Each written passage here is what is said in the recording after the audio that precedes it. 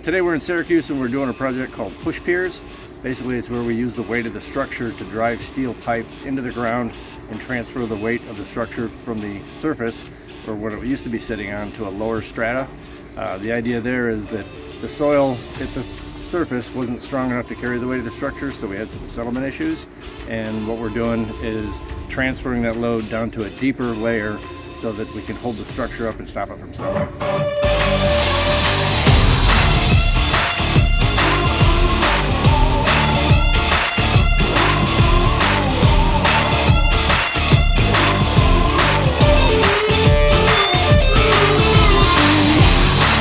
This homeowner is dealing with settlement issues on their home.